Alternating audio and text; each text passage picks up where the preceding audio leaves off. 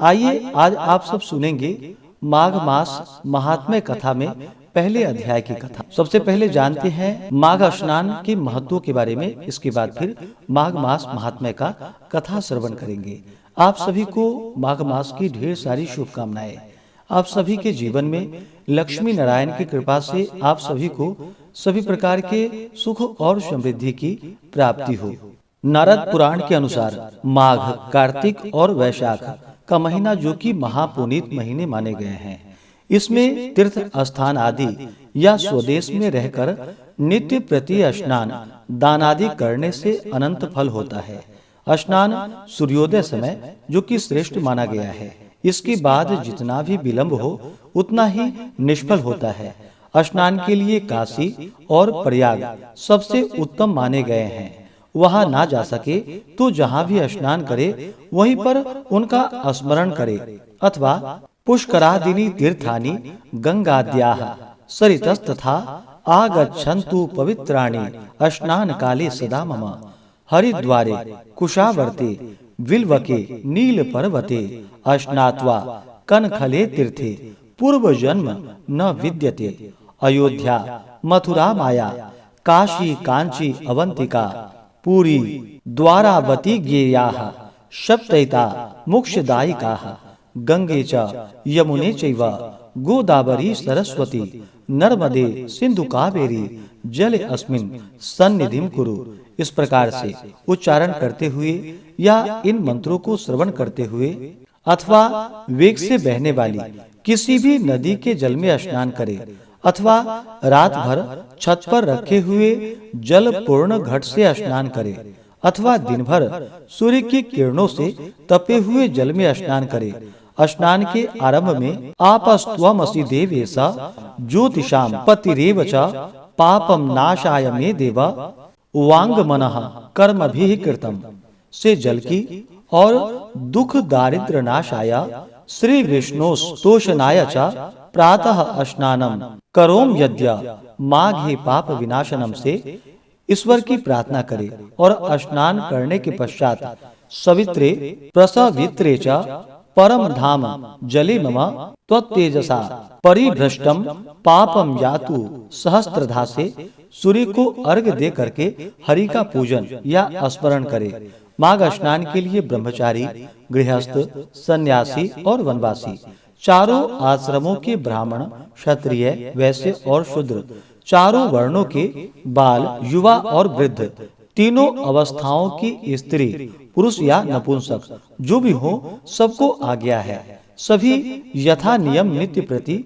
माघ स्नान कर सकते हैं।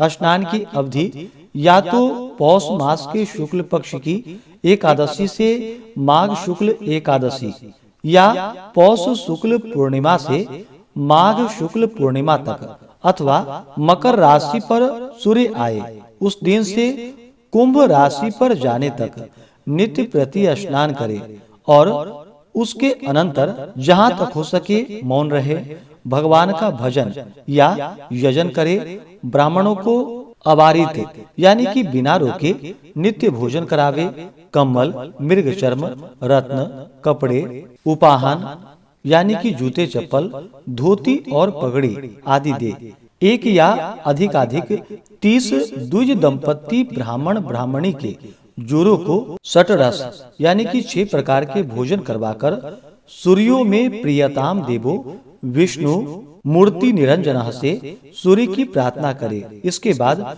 उनको अच्छे वस्त्र, सप्तधान्य और 30 मोदक दे। स्वयं निराहार, शाकाहार, फलाहार या दुग्धाहार व्रत एवं एक भुक्त व्रत करे। इस प्रकार काम, क्रोध, मद, मोह का त्याग करके भक्ति, श्रद्धा, विनय, नम्रता, स्वार्थ त्याग और विश्वास भाव के साथ स्नान करे तो अश्वमेधादि के समान फल की प्राप्ति होती है, और सभी प्रकार के पाप तथा ताप, दुख और दारिद्र्य दूर हो जाते हैं। तो आइए अब सुनते हैं माघ मास महात्म्य कथा में पहले अध्याय की कथा।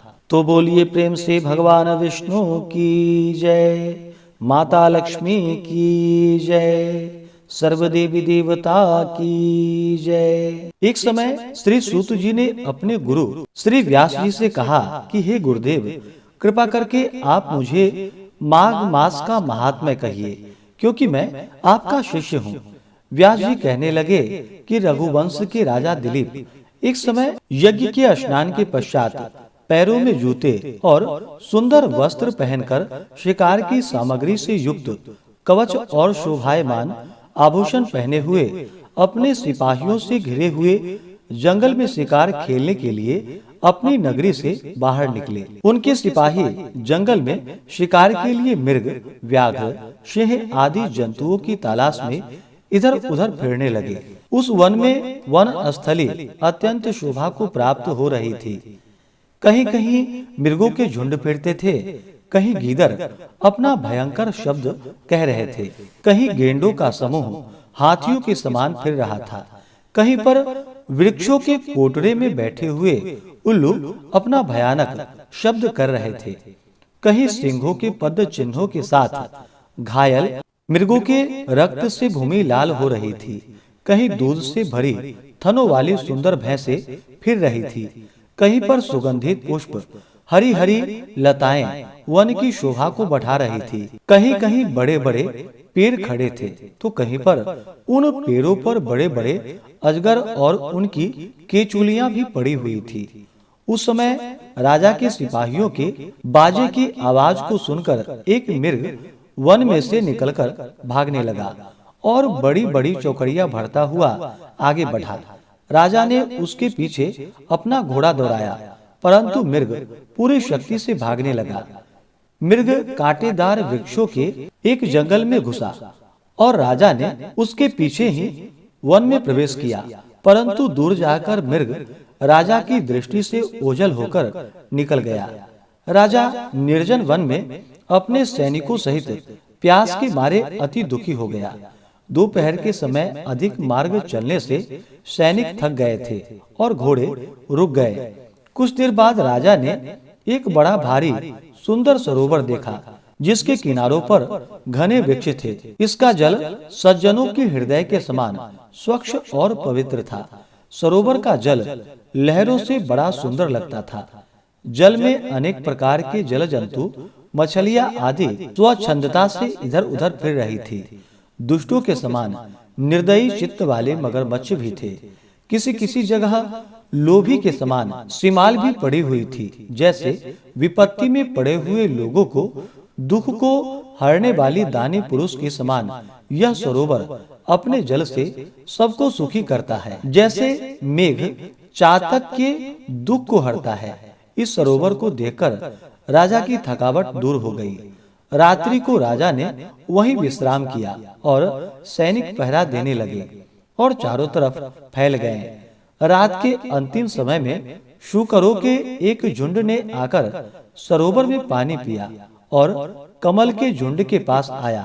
तब शिकारियों ने सावधान होकर शूकरों पर आक्रमण किया और उनको मारकर पृथ्वी पर गिरा दिया।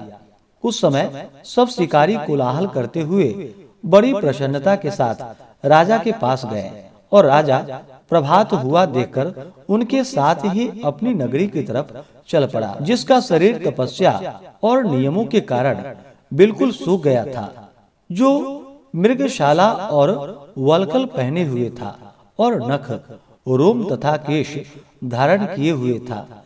राजा ने ऐसे घोर तपस्वी को देखकर बड़े आश्चर्य से उनको प्रणाम किया और हाथ जोड़कर खड़ा हो गया।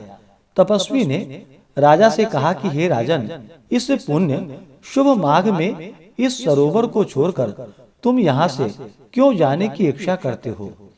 तब राजा कहने लगा कि हे महात्मन, मैं तो माघ मास में स्नान के फल को कुछ भी नहीं जानता। कृपा करके आप विस्तार पूर्वक मुझे बतलाइए। इस प्रकार से माघ मास महात्म्य कथा में पहले अध्याय की कथा पूर्ण हुई। तो बोलिए प्रेम से भगवान विष्णु की जय, माता लक्ष्मी की जय। इसके आगे की कथा जो कि आप अगले दिन दूसरे अध्याय में सुनेंगे। इसी प्रकार से ज्ञानवर्धक जानकारियाँ प्राप्त करते रहने के लिए, व्रत पूजा के बारे में जानने के लिए कथा को सुनने के लिए चैनल पे अगर आप पहली बार आए हैं तो चैनल को लाल बटन दबा करके सब्सक्राइब करें, साथ में बेल आइकन घंटी को दबाएं ताकि आने वाली वीडियो का नोटिफिकेशन आपको समय से मिलता रहे।